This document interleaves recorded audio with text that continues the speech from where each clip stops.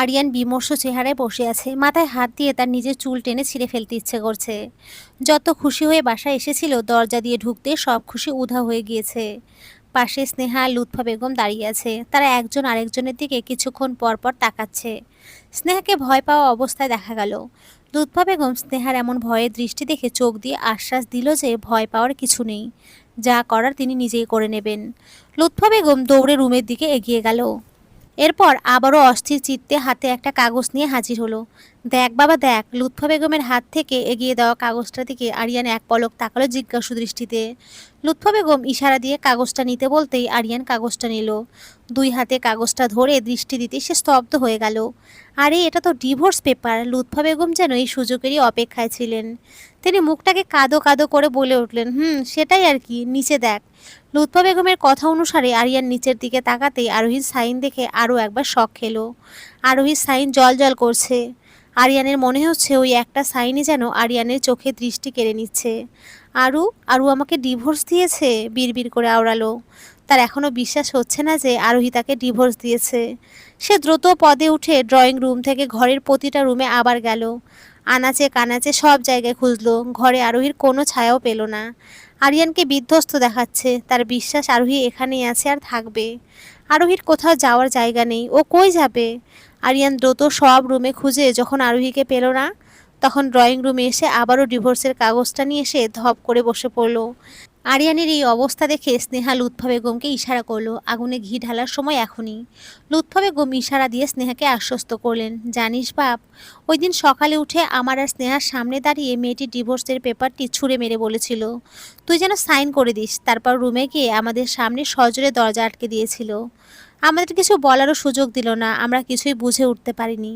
তারপর স্নেহা সেই পেপারটা নিয়ে দেখলো সেটা ডিভোর্স পেপার, আর সেখানে মেয়েটির সাইন দেখেছিস। তার মানে মেয়েটি অনেক আগে থেকেই ডিভোর্সের বন্দোবস্ত করে রেখেছে। একদিনে কি আর এইসব করা সম্ভব? হরহর করে সব এক নাগারে বলে থামলো লুৎফা বেগম। তার বলা শেষেই তিনি আরিয়ানের দিকে তাকালেন যে তার রিয়াকশন কেমন। আরিয়ান সব শুনে মাথা চেপে বসে পড়ল। এমন জানলে সে জীবনে ওই দিন অফিসের কাজে যেত না। এমন কেন লাগছে তার? ওই দিন আরোহীর বিদায় বলার ধরন আর সেই শব্দটা শুনে আরিয়ান কিছু সময়ের জন্য থমকে গিয়েছিল। আরোহী কোনোবার আরিয়ান বাইরে গেলে বিদায় শব্দটা বলতো না, অন্য কোনো কিছু বলে বিদায় দিত। সেদিনের কথাটি শুনে আরিয়ানের অন্যরকম লাগলেও পরে অফিসের বসের কল চলে আসায় দ্রুত পদে বেরিয়ে যেতে হয়েছে। তাই আর কোনো কিছু বলার সুযোগ পায়নি। আরিয়ান নিজের মাথার চুলগুলো আরও জোরে টেনে ধরল। সেদিনই বোঝা উচিত ছিল তার। কোথায় খুঁজবে সে এখন আরোহীকে? এমন কেন লাগছে তার? বুকের কোথাও জানি ভীষণ খালি খালি লাগছে। এতদিন মনে করেছিল আরোহীর প্রতি তার আর কোনো মায়া নেই, কিন্তু এই বিয়েটা করার পর থেকে বুঝেছে আরোহী তার মনের কত গভীরে রয়েছে। কিভাবে থাকবে সে আরোহীকে ছাড়া? আরোহী রান্নাঘরে আমিন আহমেদের সাথে হাতে হাতে এটা ওটা এগিয়ে দিচ্ছিল। তিনি আরোহীকে গল্প বলতে বলতে রান্না করছিল, তার ছেলে বউয়ের গল্প বলে স্মৃতিস্মরণ করছিল। আমার নিহান অনেক জেদি একটা ছেলে, কোনো কিছু তার চাই মানে চাই। মিথিলাকেও সেভাবে বিয়ে করেছিল। মিথিলা বিয়ে হওয়ার পর পর তাদের প্রেম কাহিনীটা প্রায় সময় আমাকে বলে বলে হাসাতো। মূলত মিথিলায় তাদের সম্পর্কটাকে এগিয়ে নিয়ে গিয়েছিল বলেই আমিন আহমেদ তেলে পেঁয়াজ মরিচ ছেড়ে দিলেন। এরপর সেখানে মশলাপাতি দিয়ে নাড়তে নাড়তে আবারও বলা শুরু করেন, জানো, মিথিলা নাকি নিহানকে প্রথম প্রথম প্রচুর বিরক্ত করত। আমার নিহানকে নাকি প্রথম দেখেই তার মনে এক অন্যরকম অনুভূতি হয়। কি জানি একটা শব্দ বলতো মিথিলা, কাশ নাকি একটা কি জানি, ক্রাশ। আরোহী আমিনা আহমেদের কথার ধরন দেখে হেসে ভুল শুধরে দিতেই উনি আবারও বলে উঠলেন, হ্যাঁ হ্যাঁ ওইটাই। নিহানও মেডিকেলের ছাত্র ছিল, কিন্তু মিথিলাদের থেকে সিনিয়র, তার মানে মিথিলা আপুও ডাক্তারি পড়েছিলেন। আরোহী আমিনা আহমেদের কথার মাঝে প্রশ্ন করলো, হ্যাঁ, সেই সুবাদেই তাদের দেখা। তাদের বলতে মূলত মিথিলা প্রথম সেখানেই দেখেছিল নিহানকে। এরপর থেকে নাকি টানা 1 বছর নিহানকে দেখতো। এর পরের বছর থেকে নিহানের পেছনে ঘুরঘুর করা শুরু করেছিল। নিহান প্রথম প্রথম নাকি অনেক রেগে যেত। একবার কি হয়েছে জানো? আরোহীর এদের প্রেম কাহিনীর শুরুটাতে ভীষণ আকর্ষণ বোধ করছিল, তাই সেও প্রতি উত্তরে জিজ্ঞেস করলো যে কি হয়েছে। নিহানের পেছনে বেশি ঘুরঘুর করতো, তাই সে মিথিলার আচরণ সহ্য করতে না পেরে থাপ্পড় মারতে গিয়েছিল। কি বলেন, তারপর মেরেছে নাকি? না, আবার মারেনি। আমার ছেলে মেয়েদের কাছে কম ঘেঁষতো, আর কোনো মেয়ে ওর পাশে ঘেঁষতে চাইলেও রেগে যেত। আর মেয়েদেরকে সম্মানও করতো প্রচুর, কিন্তু মিথিলার এরূপ আচরণে টানা 1.5 বছর অতিষ্ঠ হয়ে মারতে গিয়েছিল। মিথিলা অবশ্য বুঝে গিয়েছিল যে নিহান কোনোদিনও মেয়ের গায়ে হাত তুলবে না, হয়তো ভয় লাগাচ্ছে। যখন ভয় লাগানোর পরও মিথিলা ভয় পেল না, তখন নিহান বুঝে নিয়েছিল যে এই মেয়ে তাকে সহজে ছাড়বে না। এরপরের 1 মাস ভালোই কাটলো তাদের দুজনের। নিহানের ডাক্তারি পড়া শেষে চাকরি নিয়ে মিথিলাকে 5 মাস পর একেবারে বউ রূপে বাসায় এনেছিল। আরোহী এদের প্রণয়ের কাহিনী শুনতে শুনতে বিভোর হয়ে গেল। কত কষ্টে মিথিলা সুখের সন্ধান পেল, কিন্তু সেই সুখ তার কপালে বেশি দিন সইল না। নিয়তি এত নিষ্ঠুরও হয়, সেই মেয়েটা সুখের সময়ে হারিয়ে গেল। একবারের জন্য চলে যেতে হলো। নিজের সবচেয়ে সুখ যার মধ্যে নিহিত সেই বাচ্চাটাকে দেখে যেতে পারল না। আরোহীর হুট করে একটা ইচ্ছে হলো, যদি তার এই প্রাণটার বিনিময়ে হলেও মিথিলা বেঁচে থাকতো, তাহলে হয়তো একটা সুখের সংসার বেঁচে থাকতো।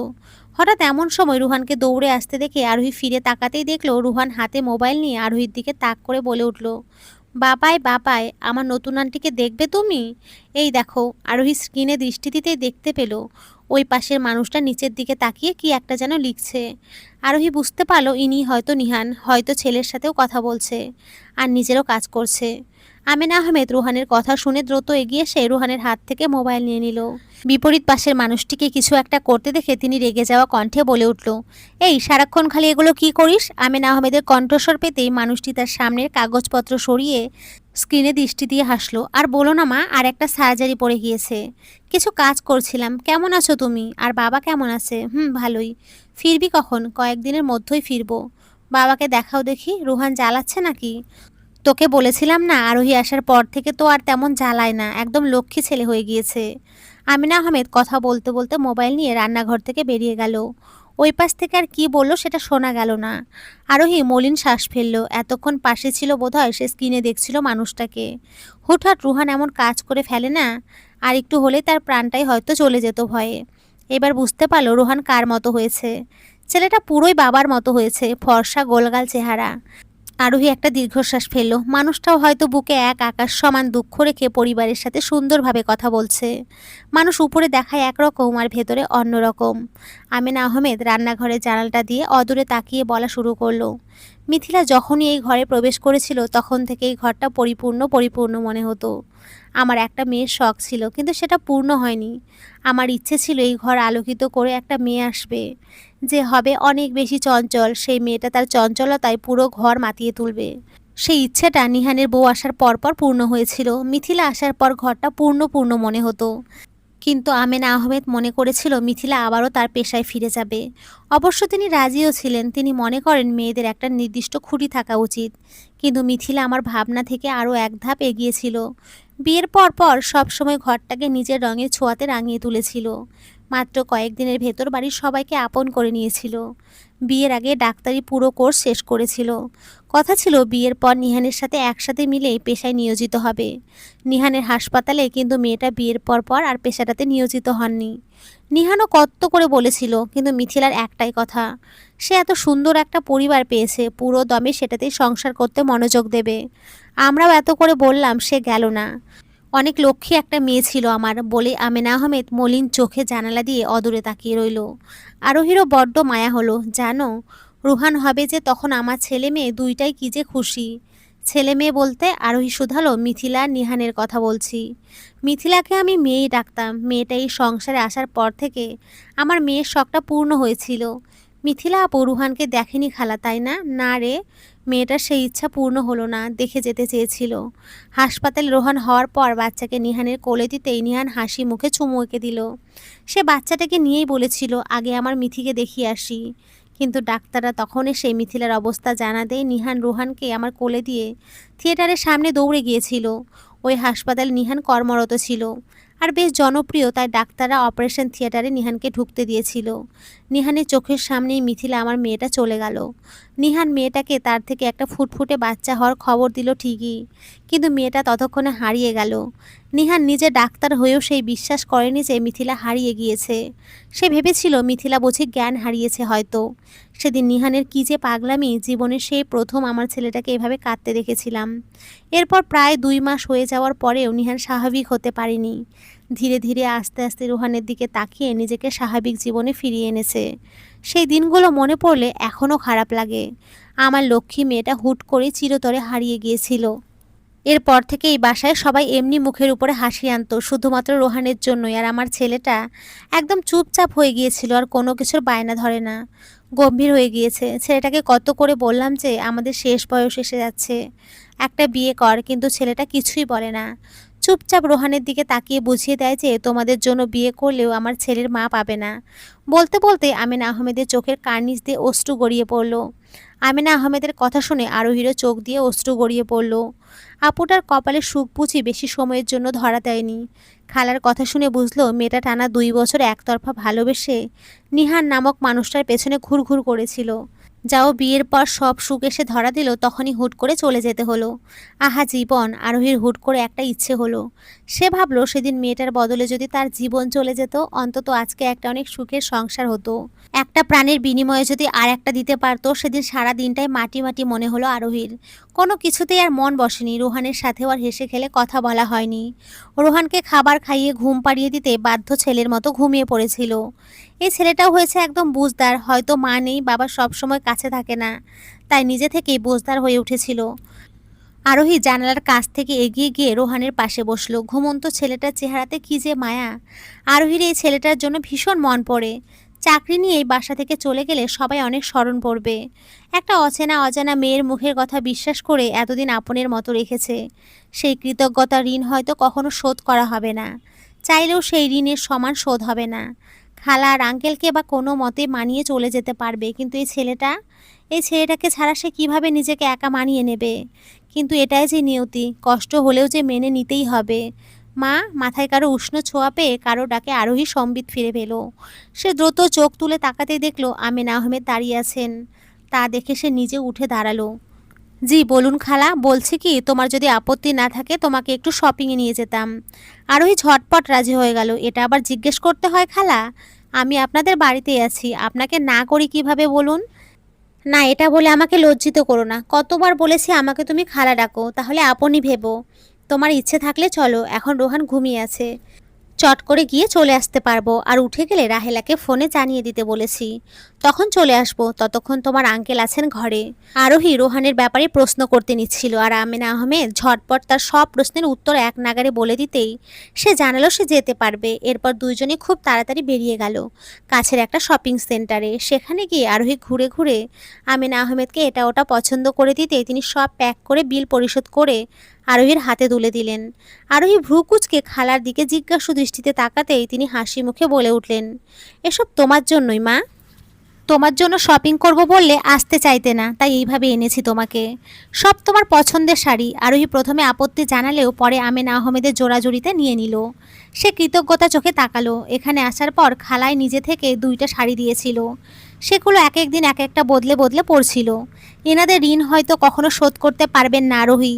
রাতে সবাই ঘুমিয়ে যাওয়ার পরে আরোহী রুমের ব্যালকানিতে এসে অন্ধকার আকাশের দিকে তাকিয়ে রইল। এই দুনিয়াদারি আর ভালো লাগছে না তার। দিন শেষে রাত আসলেই ওই মানুষটার কথা মনে আসতে না চাইতেও চোখের কার্নিশ বেয়ে অশ্রু ঝরে পড়ে। ঠিক সেই সময়ে বাসার নিচে একটা কালো গাড়ি এসে থামতেই আরোহী ভ্রু কুঁচকে তাকালো। সে রুমের ঘড়ির দিকে তাকিয়ে বিড়বিড় করে উঠল, রাত 2টা। এত গভীর রাতে ইনিকে? মানুষটাকে বাসার দিকে এগিয়ে আসতে দেখে আরোহী ভয় পেয়ে গেল। উপর থেকে বোধহয় চেহারাটাও দেখা যাচ্ছে না ভালো মতো। এলোমেলো পায়ে মানুষটা পা বাসার দিকে বাড়ালো। ঠিক সেই সময় বাসার কলিং বেলের শব্দ শোনা গেল। একবার বাজাতেই আর কোনো শব্দ এলো না। বাসার সবাই ঘুমিয়ে পড়েছে বোধহয়, একবারে শব্দটা কেউ শুনল না। আরোহী রুম থেকে বেরিয়ে ভয়ে ভয়ে সিঁড়ি থেকে কয়েক ধাপ পেরিয়ে নিচে নামতেই কট করে দরজাটা খুলে গেল। আরোহী ওখানেই জমে গেল। কে ইনি? ব্যালকানির এক কিনারে প্রাচীর ঘেঁষে দাঁড়িয়ে আছে আরোহী। চুলগুলো এলোমেলো হয়ে বাতাসের সাথে তাল মিলিয়ে উঠছে। ক্ষণে ক্ষণে শীতল হাওয়া জানান দিচ্ছে আজ প্রচণ্ড ঠান্ডা পড়বে। আরোহী শীতের প্রকোপে কেঁপে কেঁপে উঠছে, কিন্তু এই মুহূর্তে ব্যালকানি ছেড়ে যেতে তার মোটেই ইচ্ছে করছে না। তার মলিন দৃষ্টি দূরের উক গাছের দিকে। সেখানে 2টা পাখি কি সুন্দর করে একে অপরের সাথে সুখ দুঃখের গল্প করছে।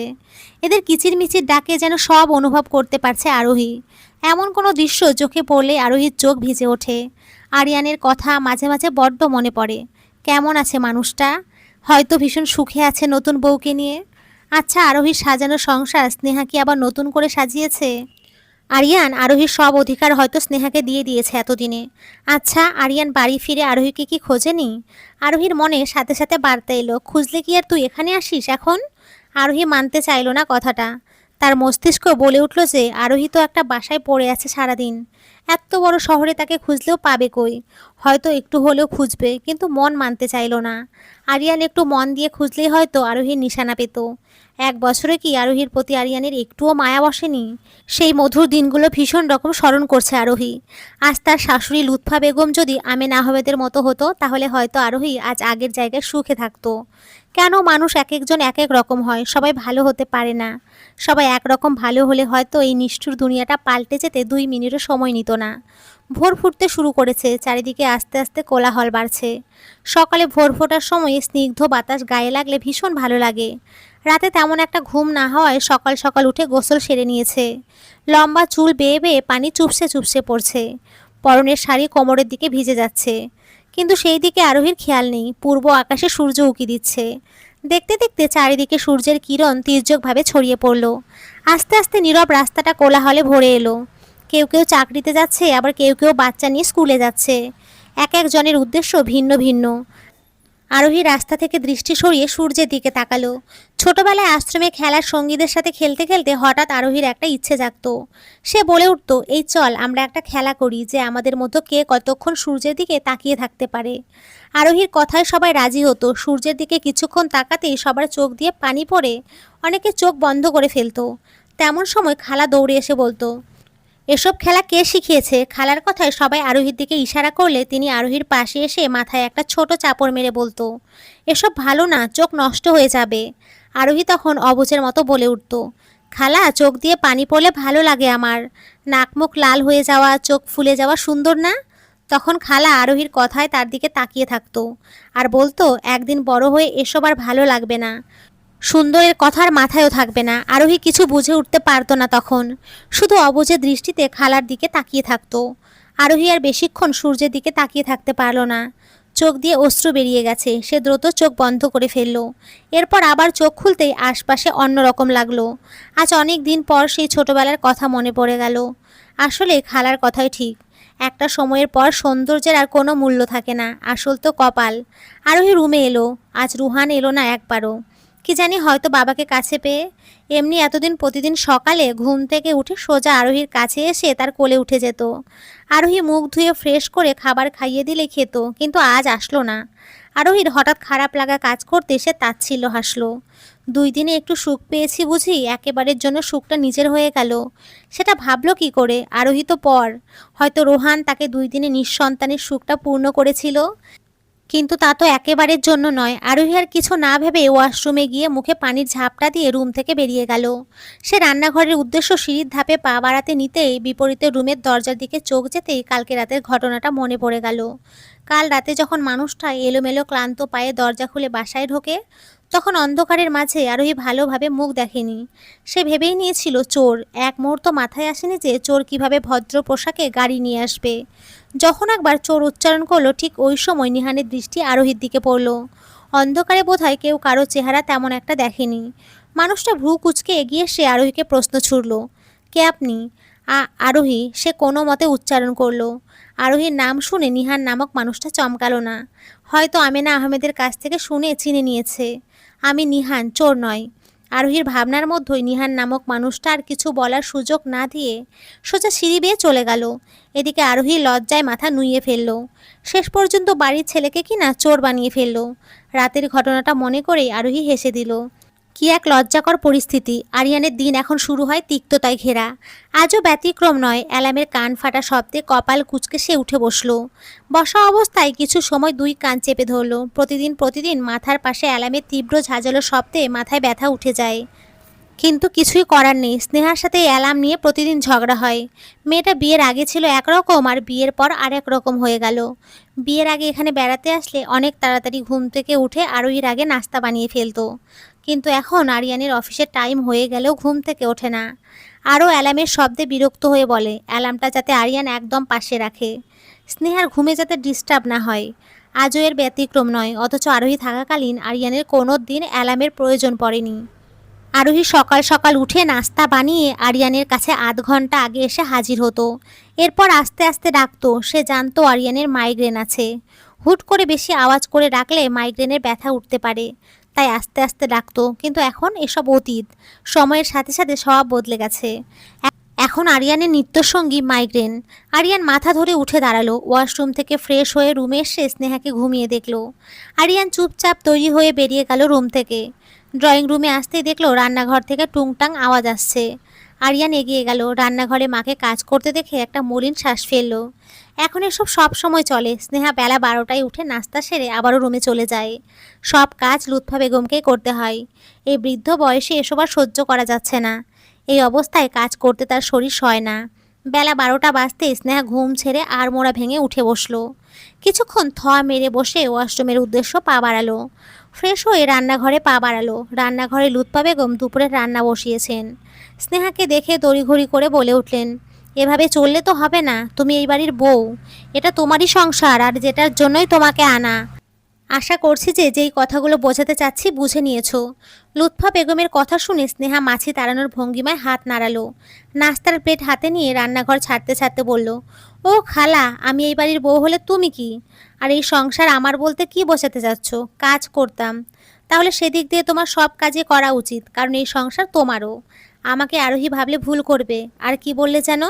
আমাকে যেটার জন্য আনা মানেটা কি? আমি কি মেশিন নাকি? পড়াশোনা না করার জন্য ভুল ভাল বলো। মানুষ আর মেশিন গুলিয়ে ফেলছো। রাতে রান্না বান্না শেষ করে আমার কাছে এসো, মানুষ আর মেশিনের মতো তফাৎ বুঝিয়ে দেব। আশা করি কি বোঝাতে চাচ্ছি বুঝতে পেরেছো। বলে হাই তুলে লুৎফা বেগমের জবাবের অপেক্ষা না করে নাস্তার প্লেট নিয়ে স্নেহা রান্নাঘর ছেড়ে বেরিয়ে গেল। লুৎফা বেগম পোকা বনে গেলেন। এই মেয়ে তো এমন ছিল না, রূপ এমন উল্টো হয়ে গেল। কথার জালে তাকেই ফাঁসিয়ে দিল। লুৎফা বেগম স্নেহা যাওয়ার দিকে একবার তাকিয়ে দীর্ঘশ্বাস ফেলে রান্নায় মনোযোগ দিলেন। এই মেয়ের রূপ বিয়ের আগে যত ভালো ছিল, কিন্তু বিয়ের পর পুরাই উল্টো। কিভাবে এত বড় ভুল করলো লুৎফা বেগম? স্নেহা খাওয়া শেষ করে প্লেটটা রান্নাঘরের বেসিনে রেখে মোবাইল নিয়ে বেরিয়ে গেল। লুৎফা বেগম সবজি কাটছিলেন। একবার স্নেহার রেখে যাওয়া প্লেটটার দিকে তাকিয়ে মলিন শ্বাস ফেলল। তার শরীর আর সইছে না এসব। আরোহী থাকতে রান্নাঘরে কোনো দিনও পা দিতে হয়নি। সব কিছু সময় মতো তার জায়গায় চলে যেত, তবুও সে মেয়েটাকে কথা শোনাতো। এখন বড্ড আফসোস হচ্ছে তার। এত বছরের জীবনে মনে হচ্ছে এর চেয়ে বড় ভুল আর করেনি। দেখতে দেখতে আরও কয়েকটা দিন কেটে গেল। আরোহী সারাটা দিন রোহানকে নিয়েই কাটায়। রোহানের বাবা সারাদিন হাসপাতালেই থাকে, মাঝে মাঝে তো আসতে গভীর রাত হয়ে যায়। মানুষটার সাথে এর মধ্যে আর কোনো কথা হয়নি। আরোহীও মানুষটা বাসায় থাকলে রুম থেকে বেরোয় না, কারণ তার পূর্ণ পরিবারের মাঝে আরোহীকে দেখলে মানুষটা বিরক্ত হয়। প্রায় সময় মানুষটা বাইরে বাইরেই থাকে। আরোহী রাতে ব্যালকানিতে প্রায় সময় কাটায় বলে দেখতে পায় মানুষটা গভীর রাতে এলোমেলো পায়ে বাসায় ঢোকে। আরোহী বুঝতে পারে মানুষটা হয়তো এখনও মিথিলা আপুকে ভুলতে পারেনি। হয়তো তাই ব্যস্ততায় দিনগুলো পার করিয়ে দেয়। গভীর রাত। আজ রোহানের জ্বর ছিল অনেক। রোহানের বাবা 2 দিন ধরে শহরের বাইরে একটা সার্জারির জন্য নাকি গিয়েছে। এটা আমেনা আহমেদের কাছ থেকে শুনেছিল আরোহী। বাইরে বোধহয় রোহানের ব্যাপারটা আর বলা হয়নি। অবশ্য সারাদিন আরোহীর সেবায় রোহানের জ্বর এখন অনেকটাই কমে গেছে। রোহান বায়না ধরেছিল সে আজ আরোহীর সাথেই ঘুমাবে। জ্বরের ঘোরে ছেলেটা আজে বাজে বকছে, মাকে ডাকছে শুধু। তাই আরোহী নিজের কাছে রেখে দেয়। এতক্ষণ আমেনা আহমেদ ছিল। রোহান ঘুমিয়ে পড়ার পর আরোহী জোর করে পাঠিয়ে দিয়েছেন ওনাকে, কারণ বেশি রাত জাগলে উনিও অসুস্থ হয়ে পড়ে। রাতে রোহানের জ্বর আবার বাড়লে ওনাকে ডাকতে বলে গিয়েছে। উনি এসে ফাঁকে ফাঁকে দেখে যাবে বলায় আরোহী রুমের দরজা খোলায় রাখলো। রাত জাগার অভ্যেস আরোহীর আছে। রোহানকে ঘুম পাড়িয়ে সে ব্যালকানিতে এসে দাঁড়ালো। কেন জানি রাতটাতে তার জানালার ধারে একবার না আসলে হয় না। রাতের আকাশ দেখতে হবেই হবে, অভ্যাসটা এখানে এসেই হয়েছে। বিয়ের পর ওই বাড়িতে থাকতে হয়নি। ওখানে থাকতে কোনোদিনও মন দিয়ে রাতের অজস্র নক্ষত্রের আকাশ দেখা হয়নি। কিন্তু আশ্রমে থাকাকালীন প্রায় সময় জানলার ধারে এসে দেখত। আরিয়ানের সাথে বিয়ে হওয়ার পর আর কোনোদিনও দেখা হয়নি। অবশ্য দেখবেই বা কী করে, ওখানে সারাদিন এটা ওটা করতে করতে রাত আসলে ক্লান্তিতে চোখ বুজে আসতো। তাই তো এই 1 বছরে আর দেখা হয়নি। হঠাৎ কারো গোঙানির শব্দে আরোহী বাইরে থেকে দৃষ্টি সরিয়ে দেখতে পেল রোহান ঘুমের ঘোরে হাতড়িয়ে কাকে যেন খুঁজছে। আরোহী দ্রুত এগিয়ে গিয়ে দেখলো জ্বর আবার বেড়েছে। আরোহী দ্রুত দরজার দিকে এগিয়ে গেল, দরজা খোলাই রেখেছে। আমেনা আহমেদকে ডাকার উদ্দেশ্য এগিয়ে যেতে গিয়ে আবার পিছিয়ে আসলো। থাক না, মাত্রই তো গেল মানুষটা। সে নিজেই না হয় একটু গাটা মুছে দিক। তাই সে দ্রুত ওয়াশরুম থেকে পানি এনে রোহানের গা মুছে দিল। তাতেই রোহান একটু শান্ত হলো। সে আরোহীর এক হাত জড়িয়ে আবারও ঘুমিয়ে পড়ল। আরোহী পাশে খাটের সাথে মাথা হেলান দিয়ে রোহানের মাথায় হাত বুলিয়ে দিতে লাগলো। গভীর রাত হওয়ায় তার নিজেরও ক্লান্ত লাগছে। গাটা ম্যাচ ম্যাচ করছে। আস্তে আস্তে বসা অবস্থায় চোখ বন্ধ করে ফেলল। আর একটু রাত হতেই দরজায় টোকা দেওয়ার শব্দ হলো। আরোহী চোখ মাত্রই ঘুমে বুঝে আসছে বলে আর চোখ খুলে দেখতে হলো না। ঘুমের ঘোরে দরজার সেখানে আর যেতে ইচ্ছে হলো না। হয়তো আমেন আহমেদ রোহান ঘুমিয়েছে কিনা জিজ্ঞেস করতে এসেছে। দরজা তো খোলাই আছে। অনেকক্ষণ হয়ে যাওয়ার পরেও যখন কারো সারা শব্দ পেল না, তখন আরোহী আস্তে আস্তে চোখ খুলতেই নিহার নামক মানুষটাকে দেখতে পেল। সে তড়িঘড়ি করে উঠে বসলো। এই বাসায় আসার এই প্রথম বোধ হয় উনি এই রুমে। আপনি? রোহানকে নিয়ে যেতে এসেছি। নিহানের সোজা সাপটা উত্তর। কিন্তু আরোহী কিছু বলতে নিতেই নিহানের কথায় থেমে গেল। এখন তো সে বুঝতে পারবে না বলে এগিয়ে এসে রোহানকে কোলে নিয়ে গিয়ে বুঝতে পারল রোহান তার এক হাত দিয়ে আরোহীর হাত আঁকড়ে ধরে ঘুমিয়ে আছে। মনে হচ্ছে যেন আরোহীকে ছাড়লেই হারিয়ে যাবে। আরোহী তা বুঝতে পেরে কিছু বলতে নিতে নিহান নিজে এগিয়ে এসে রোহানের হাত ছাড়িয়ে নিয়ে কোলে নিয়ে ফেলল। আরোহীর মন খারাপ হলো। সে ভেবেছিল রোহানের হাত আঁকড়ে ধরা দেখে নিহান আর নিয়ে যাবে না, কিন্তু তবুও নিয়ে ফেলল। তার কেন যেন মনে হয় আরোহীর এই বাসায় থাকা মানুষটা অপছন্দ করে। কিন্তু কোনো মতে একটা চাকরি পেলে সে বেরিয়ে যাবে। আজ অনলাইনে একটা চাকরি দেখতে পেয়েছিল, কালই গিয়ে কথা বলবে। আরোহী মলিন শ্বাস ফেলল। নিহান বেরিয়ে যাওয়ার আগ মুহূর্তে দরজার এখানে গিয়ে থেমে গেছে। ফিরে আরোহীর দিকে তাকালো।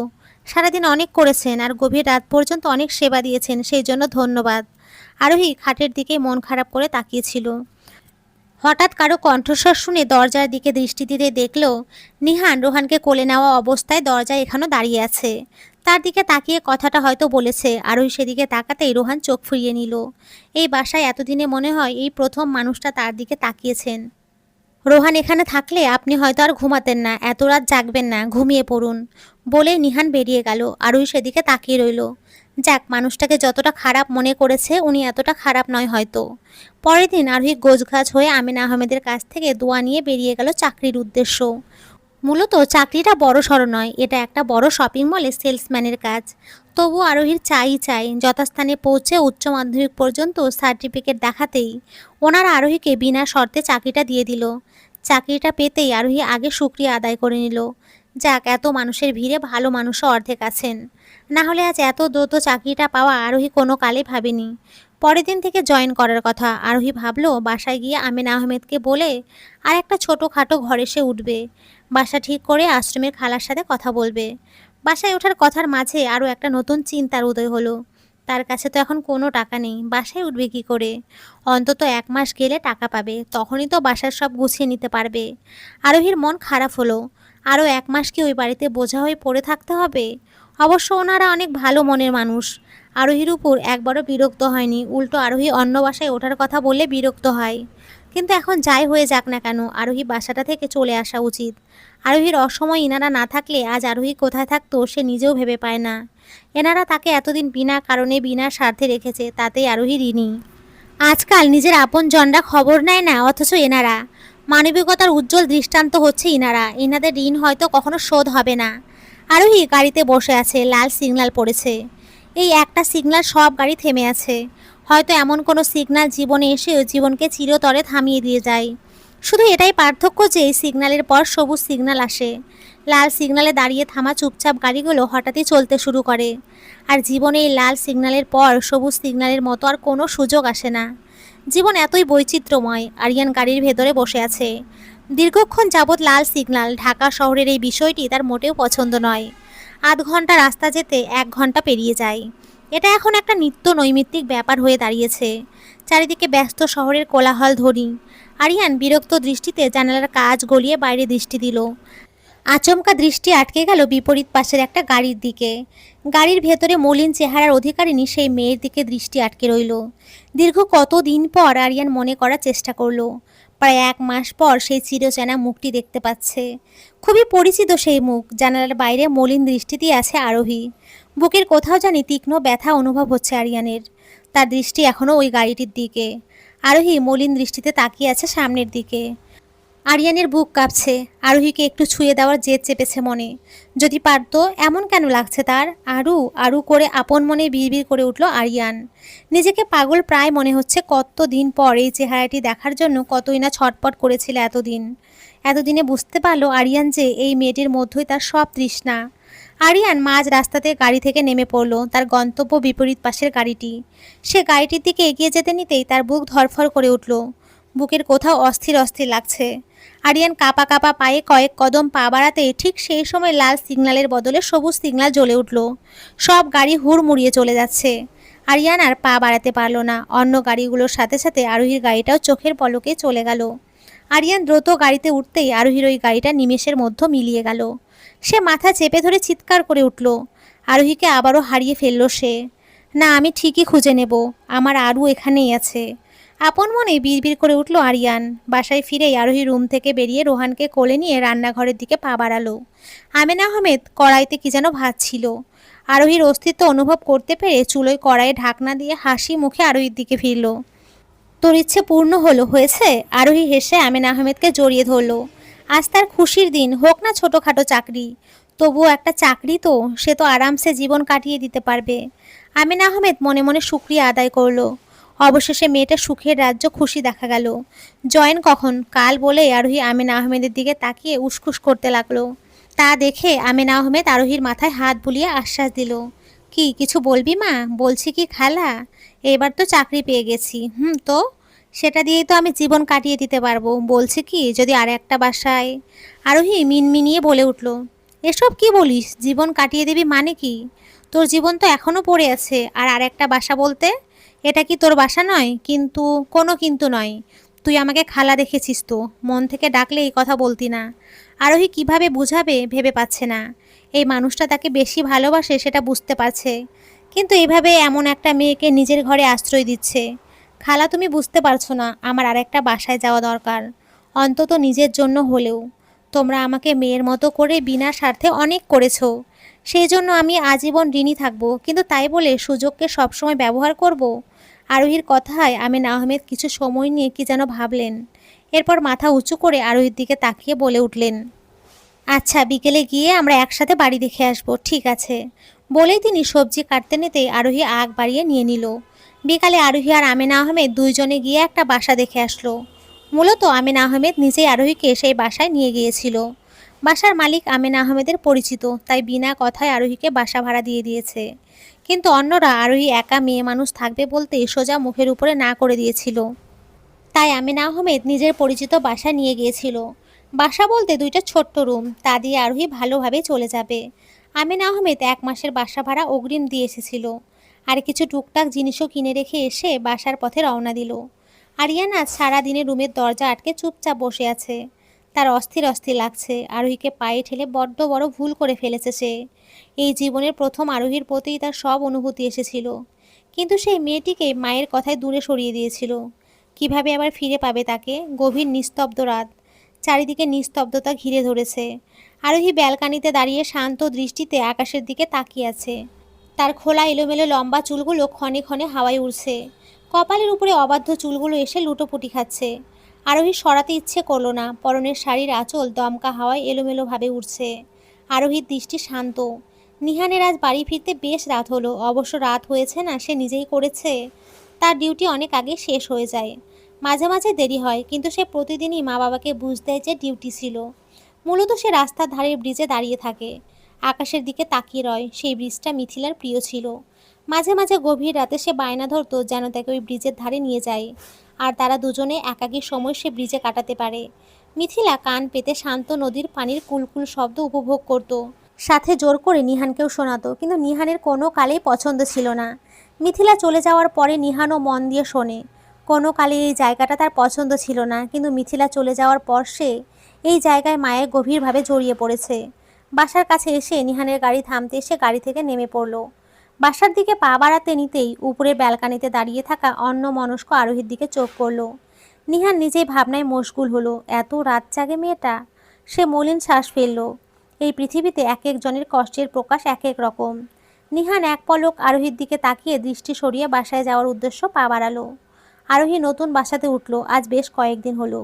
বাসায় ওঠার প্রথম দিনই আশ্রমে গিয়ে খোঁজ নিল। খালা অসুস্থ ছিল বোধহয়, এখন আর আগের মতো দায়িত্ব পালন করতে পারতো না। তবুও নিজের অসুস্থতা লুকিয়ে বাচ্চাগুলোর দায়িত্ব পালন করার যথাসম্ভব চেষ্টা করত। আরোহী সেদিন প্রথম দেখাতেই বুঝে গিয়েছিল যে খালা ভালো নেই, উনি অসুস্থ। আরোহী জিজ্ঞেস করাতে খালা ব্যাপারটা লুকাতে চেয়েছিল, কিন্তু পারল না। আরোহী খালাকে নিজের সাথে নিয়ে আসতে চাইলে তিনি বাচ্চাগুলোকে কে দেখবে বলে আপত্তি জানালো। সে ওই আশ্রমের 18-র পর বেরিয়ে যাওয়া একটা মেয়েকে রেখে দিল বাচ্চাগুলোকে দেখাশোনার জন্য। আরোহী মেয়েটির মধ্যে নিজেরই প্রতিচ্ছবি দেখতে পেয়েছিল। যখন আরোহীর 18-র পর আশ্রমে থাকার দিন শেষ হয়ে গিয়েছিল, তখন সে আশ্রম থেকে বেরিয়ে দিশাহারা হয়ে পড়েছিল সে কোথায় যাবে, কি করবে। ঠিক সেই সময় একজন তার পাশে দাঁড়াতেই সে যাচাই বাছাই না করে সুযোগটা লুফে নিয়েছিল। কিন্তু সেই মেয়েটা কই যাবে? আরোহী মেয়েটির দিকে তাকিয়ে আশ্বস্ত ভরা কণ্ঠে তাকিয়ে হাসল, কারণ মেয়েটিও বাইরের দুনিয়ার সাথে পরিচিত না। এই শহরে চাকরির জন্য অনেক দৌড়াতে হয়। মেয়েটি আরোহীর কথায় এক বাক্যতে রাজি হয়ে গিয়েছিল। আরোহী নিজেও ছুটির দিন খালাকে সাথে নিয়ে বাচ্চাগুলোর সাথে সময় কাটায়। কেটে গেল আরও কয়েকদিন। আশ্রমের খালা এখন আরোহীর সাথেই থাকে। আরোহী দিনটি চাকরি করে কাটিয়ে দেয়। সব মিলিয়ে ভালোই যাচ্ছে দিন, কিন্তু সারা দিনের ব্যস্ততা শেষে রাত হলেই কোথাও যেন কাটার মতো বেঁধে। এর মাঝে ওই দিনের পর আমেনা আহমেদ আর আসেনি বা খোঁজ নেয়নি, হয়তো অনুশোচনায় দগ্ধ হচ্ছে। আরোহী বাসায় ওঠার পর প্রায় দিনই আমেনা আহমেদ রোহানকে সাথে নিয়ে আসতো। মাঝে মাঝে আরোহীর সাথে দেখা হতো, আবার মাঝে মাঝে হতো না। সেদিন এক সপ্তাহের মাথায় আমেনা আহমেদ আরোহীকে যেতে বললেন। মিথিলার মৃত্যুবার্ষিকী ছিল আর রোহানের জন্মবার্ষিকী। আরোহী বিনা বাধায় গেল। নিহানও ঘরেই ছিল। আরোহীকে দেখে নিহানের ভাবমূর্তি পরিবর্তন হলো। সে হয়তো আরোহীকে আশা করেনি। আরোহীর হুট করে সবাইকে অন্যরকম মনে হলো। আমিনা আহমেদ কিছু বলার আগে নিহান আরোহীকে ডেকে নিয়ে গেল। এতদিন এই প্রথম নিহানের রুমে, তাও আবার সে নিজে ডেকে এনেছে। আরোহীর কিছুই বোধগম্য হলো না। তার ভাবনার মাঝে নিহান বলে উঠল, আমি সোজা সাপটা কথা বলি, আপনাকে ডেকে আনার কারণও হচ্ছে এটা। আরোহী চুপচাপ দাঁড়িয়ে রইল। সে বুঝে উঠতে পারল না যে কি বলবে। হঠাৎ এমন আচরণ সবার। জি বলুন। আরোহীর সম্মতি পেয়ে নিহান আরোহীর দিকে শান্ত দৃষ্টিতে তাকালো। মা বাবা চাচ্ছেন আমি যেন আপনাকে বিয়ে করি, অন্তত রোহানের জন্য হলেও। আরোহী চমকে নিহানের দিকে তাকালো। সবার এতক্ষণে অন্যরকম আচরণের মানে বুঝে উঠতে পারল সে। আরোহী কিছু না বলে চুপচাপ রুম থেকে বেরিয়ে গেল। আসার পথে ড্রয়িং রুমে কাউকে দেখেনি, তাই আর কাউকে বলে আসেনি। সোজা বেরিয়ে গেল। রাতে খালা অনেক করে আরোহীর কাছ থেকে জিজ্ঞেস করার চেষ্টা করেছে যে কি হয়েছে। এতে এত খুশি হয়ে গিয়েছিল, কিন্তু দুপুরের আগেই হুট করে চলে এসেছে। এসে কথাও বলছে না। আর উপায় না পেয়ে তিনি আড়ালে নিয়ে আমেনা আহমেদের কাছে কল লাগালেন। মাঝে মাঝে আমেনা আহমেদ আরোহীকে দেখতে আসতো। তখন আরোহী চাকরিতে থাকতো, তাই বাকি সময় আমেনা আহমেদ আরোহী আসার অপেক্ষা করতেন। এই সময়টাতে আমেনা আহমেদের সাথে তার গল্প গুজব করে কাটতো বলে আমেনা আহমেদের সাথে তারও একটা ভীষণ ভালো সম্পর্ক হয়ে গেছে। কিছু সময় পর খালা আবারও এলো। আরোহী খালার অস্তিত্ব বুঝতে পেরে পেছনে ফিরল। তুমি খেয়ে ওষুধ খেয়ে নাও খালা, ইদানিং খালার শরীরটা ভালো যাচ্ছে না। এই 1 মাস চাকরির টাকা আর কয়েকদিন গড়ালেই দেবে। আরও কয়েকদিন অপেক্ষা করতে হবে। এই 1 মাস আমেনা আহমেদই সব টুকটাক নিয়ে এসেছে, তা দিয়েই আরোহীরা ভালো মতো চলে যাচ্ছে। এই মানুষটা না থাকলে এই 1 মাস কীভাবে চলতো আরোহী ভেবেই পায় না। আরোহী ভাবনায় ডুবে গেল। কারো আলতো পরশে পেছন ফিরে দেখল খালা তার একদম কাছে দাঁড়িয়ে আছে। কিছু বলবে খালা? ওষুধ খেয়ে নিও, আমার একটা আবদার রাখবি আরু? খালার কণ্ঠস্বর মলিন শোনালো। আরোহী খালার দিকে পূর্ণ দৃষ্টিতে তাকালো। মানুষটাকে এখন আর আগের মতো হাসি খুশি দেখায় না। সেদিন আরোহী জোর করে ডাক্তারের কাছে পাঠিয়েছিল। আরোহী নিজেও যেতে চেয়েছিল, কিন্তু খালা একাই চলে গিয়েছিল আর আরোহী চাকরিতে। সেদিনের পর থেকেই খালার মুখ থেকে হাসি সরে গিয়েছিল। আরোহী বুঝে উঠে পায় না, হুট করে মানুষটাকে ভীষণ অসুস্থ মনে হয়। মাথায় আবারও কারো স্পর্শে আরোহী ভাবনা থেকে বেরিয়ে এলো। সে তাকিয়ে দেখলো খালা তার দিকে তাকিয়ে আছে। ইদানিং কথায় কথায় বেশি অন্যমনস্ক হয়ে পড়ছে আরোহী। সে হেসে খালার উদ্দেশ্য বলে উঠল, তুমি এভাবে বলছো কেন খালা? অবশ্যই রাখবো, তুমি বলো। তুই বিয়েটা করে নে মা। আরোহী শান্ত রইল। প্রতি উত্তরে কোনো জবাব দিল না। তোর জীবন এখনও পড়ে রয়েছে মা। আমি আর কয়দিনই বা বাঁচবো। মানুষের সুখের জন্য হলেও একটা নিজের মানুষ থাকা দরকার, যাকে দিন শেষে সব কিছু বলা যায়। একদিন হয়তো আফসোসও করবি। এই যে তুই রাত্রে এইভাবে একা থাকিস, সেটা আমার ভালো লাগে না রে। যদি আমি না থাকি তুই আরও একা হয়ে পড়বি। আর আমেনা মানুষটা ভালো, যা শুনেছি নিহান ছেলেটাও ভালো। নিহানের সাথে সাথে তোর একটা সুন্দর জীবন পাবি, তুই একটা পূর্ণ পরিবার পাবি। আফসোস রইবে না। হয়তো তোর এই দুঃখগুলো ওই পরিবারে গিয়ে সুখ হয়ে পূর্ণ পাবে। আমি চাই তুই একটা সুন্দর ভবিষ্যৎ পাস। আরোহী জানে খালা তার নিজেরই কথা ব্যাখ্যা করছে। হয়তো এই বয়সে এসে নিজের একটা কাছের মানুষের অভাবে দগ্ধ হচ্ছে। আরোহী মলিন শ্বাস ফেলে জানালার বাইরে ব্যস্ত শহরের দিকে দৃষ্টি দিল। আরোহী আজ চাকরিতে গেল না। সে পাশাপাশি একটা কলেজ স্নাতকে অ্যাডমিশন নিয়েছে। 1 বছর আগে উচ্চ মাধ্যমিক দিয়েছিল, বোধহয় বেশি বেগ পোহাতে হয়নি। কলেজ থেকে বের হতেই আকাশ কালো মেঘে ঢেকে গেল। সে দ্রুত পায়ে রাস্তার দিকে গাড়ির উদ্দেশ্য এগিয়ে যেতে ঝুপঝাপ করে বৃষ্টি নামলো। সে দ্রুত দৌড়ে যাত্রী ছাউনির দিকে এগিয়ে যেতে যেতে প্রায় ভিজে গেল। পরনের সাদা রঙের কুর্তিটা ভিজে অবস্থা কাহিল, চুলগুলো থেকে টপ টপ করে পানি পড়ছে, কোনো গাড়িও দাঁড়াচ্ছে না। চারিদিকে আস্তে আস্তে আর অন্ধকার ঘনিয়ে আসতেই আরোহী ওড়না দিয়ে নিজেকে যথাসম্ভব আবৃত করে নিল। ঠান্ডা লাগছে বড্ড, উঠে আসুন, কারো চেনা কণ্ঠস্বর শুনতেই আরোহী সামনের দিকে তাকিয়ে দেখতে পেল রাস্তার বিপরীত পাশে নিহান গাড়ি থেকে ছাতা নিয়ে বের হচ্ছে। নিহানকে এই মুহূর্তে মোটেও আশা করেনি সে। দীর্ঘ 1 মাস পর দেখছে। নিহান আরেকবার বলতেই আরোহী গাড়ির উদ্দেশ্য পা বাড়াতে নিতেই নিহান ইশারা দিয়ে ওখানেই দাঁড়াতে বলল। আরোহী দাঁড়িয়ে রইল। নিহান রাস্তায় এসে আশেপাশে গাড়ি আসছে কি না তা দেখে ছাতা নিয়ে আরোহীর সামনে এসে দাঁড়ালো। চলুন। আরোহী এক পলক নিহানের দিকে তাকিয়ে ছাতার ভেতরে আসতেই নিহান হাঁটা ধরল।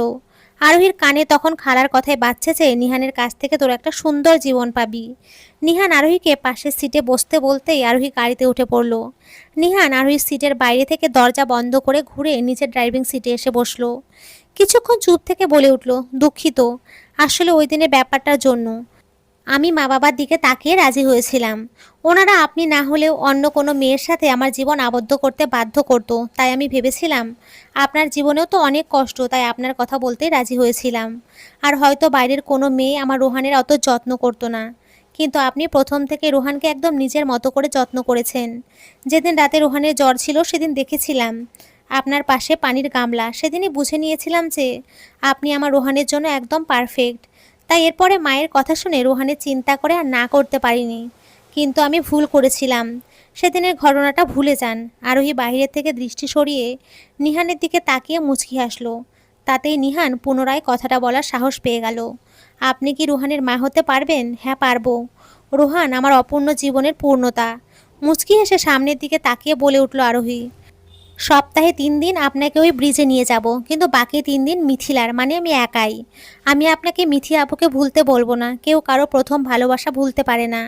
আমিও বাধ্য করব না, আমার জন্য রুহানি যথেষ্ট। কিন্তু আপনি যখন 3 দিন আমাকে দেবেন বলেছেন, তাহলে না করি কিভাবে?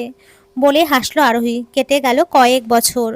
আরোহী রুহানকে স্কুল থেকে নিয়ে সোজা হাসপাতালে চলে এসেছে। নিহান বলেছিল আজ কোথায় জানি ঘুরতে নিয়ে যাবে, আর আরোহীকে রোহানকে নিয়ে স্কুলের গেটে দাঁড়াতে বলেছিল। কিন্তু সেই কখন থেকে দাঁড়িয়ে আছে, নিহানের আসার কোনো খবর নেই। তাই আরোহীর আর অপেক্ষা সহ্য হলো না, সে রোহানকে নিয়ে সোজা হাসপাতালে এসে পৌঁছেছে। আরোহীর কল পেয়ে নিহান তড়িঘড়ি করে কেবিন ছেড়ে বেরিয়ে আসলো। দুঃখিত দুঃখিত রুহি, দেরি হয়ে গেল। আরোহী কিছু না বলে মুখ ঘুরিয়ে নিতেই নিহানের পেছনে কেউ একজন নার্সের সাথে তর্ক করতে দেখে থমকে গেল। বাবা, রাগ করেছো তুমি? নিহানের কথা শুনে রোহানও মুখ ফিরিয়ে নিতেই নিহান হেসে আরোহীর দিকে তাকিয়ে আরোহীকে তার পেছনে তাকিয়ে থাকতে দেখে সেও পেছন ফিরল। এই যে ডাক্তার, আরিয়ান আগোছালোভাবে নিহানের দিকে তাকিয়ে নার্সকে ইশারা করে বলতেই নার্স এসে বাধা দিল। দেখুন, স্যারের ডিউটি শেষ, আর আপনি টাকা না দিয়ে এখানে এত উন্নত চিকিৎসার আশা করতে পারেন না। আরিয়ান আগোছালোভাবে আশেপাশে তাকিয়ে নিহানকে হাত জোড় করলো। নিহান কিছু বলে ওঠার আগে আরিয়ানের দৃষ্টি আরোহীর দিকে পড়তে সে থমকে গেল। আরোহী রুহানকে কাছে টেনে নিল। আরু। আরিয়ানের দৃষ্টি আগোছালো। আরোহী এতক্ষণে যা বোঝার বুঝে নিয়েছে। সে নিহানের দিকে তাকিয়ে বলে উঠল, আজকে না হয় ঘুরতে না যাই, আপনি ওনার মায়ের চিকিৎসা শুরু করুন। আরোহী কথাটা বলে থামতেই আরিয়ান আরোহীর আরও একটু এগিয়ে আসলো। এসেই আরোহীর পায়ের কাছে বসে পড়ল। আরোহী সরে যেতে নিতেই আরিয়ান পা জড়িয়ে ধরে বলে উঠল, আমাকে মাফ করে দিও, তুমি যাওয়ার পর আমি একটা দিনও ভালো ছিলাম না। স্নেহা 1 বছর পেরোতেই আমাদের ধোকা দিয়ে বাসার সম্পদ নিয়ে চলে গেছে। সে পর্যন্ত মা আর ভালো ছিল না। মা অসুস্থ হয়ে পড়ার পর সব কিছু বলেছে আমাকে, আমাকে ক্ষমা করো। আরোহী জবাব দেওয়ার মতো ভাষা পেল না। উঠুন, আপনার মায়ের চিকিৎসা সুস্থভাবেই হবে, চিন্তা করবেন না। নিহান আরোহীর কাছ থেকে আর কিছু জিজ্ঞেস করলো না। সে আরোহীকে ভালোভাবে বাসায় যেতে বলে আরিয়ানের মায়ের চিকিৎসার উদ্দেশ্য পা বাড়ালো। আরোহী পেছন থেকে ডেকে বলে উঠল, একটু ওনার মাকে দেখে আসি। নিহান হ্যাঁ সূচক মাথা নাড়াতেই আরোহী এগিয়ে গেল। লুৎফা বেগমকে চেনাই যাচ্ছে না। কি শক্তপোক্ত শরীরের মহিলা, একদম জীর্ণ শীর্ণ হয়ে গেল। লুৎফা বেগম বাইরে তাকিয়েছিলেন। আরিয়ানের ডাক শুনে ফিরতেই আরোহীকে দেখে কাপা কাপা হাতে ইশারা করে কিছু বলতে লাগলো, কিন্তু শোনা গেল না। ওনার আওয়াজ বাহিরে এলো না, শুধু এইটুকু বোঝা যাচ্ছে উনি হয়তো আরোহীর কাছ থেকে মাপ চাইছেন। আমার স্বামী নিহানের হাতেই আপনার মায়ের চিকিৎসা সঁপে দিলাম। আশা রাখি আল্লাহ চাইলে সব ভালোই ভালো হবে। আরোহী আরিয়ানের উদ্দেশ্য কথাগুলো বলে শেষবারের মতো এক পলক তাকিয়ে রোহানকে নিয়ে কেবিন ছেড়ে বেরিয়ে গেল। আরোহী একটা মলিন শ্বাস ফেলল। তার কাচের মতো স্বচ্ছ সংসারটাকে শেষ করে দেওয়ার আফসোস হচ্ছে লুৎফা বেগমের। কিন্তু এখন আর আফসোস করে কী লাভ? কাজ যেমন দেখতে সুন্দর পরিশুদ্ধ, তেমনি ভাঙলে আর জোড়া লাগানো যায় না, লাগলেও সেটাতে স্পষ্ট একটা দাগ বসে রয়, আর আগের মতো স্বচ্ছ হয় না। আরিয়ান পেছন থেকেই আরোহীর দিকে তাকিয়ে আছে। আরোহীর মতো একটা মেয়েকে কাছে পেয়েও হারিয়ে তার নিজেকে সবচেয়ে পরাজিত মনে হচ্ছে। এই জীবনে আর কিছুই রইল না, বিধাতা কাউকে ছাড় দেন না। দেরি হলেও যার যার কর্মফল সে ভোগ করে, আর দুঃখের পরেই সুখ আসে। আরোহীর সুখ এখন নিহান, সৃষ্টিকর্তা কাউকেই হয়তো নিরাশ করেন না, ধৈর্য ধরলেই হয়তো ফল পাওয়া যায়। নমস্কার বন্ধুরা, তোমরা সকলে খুব ভালো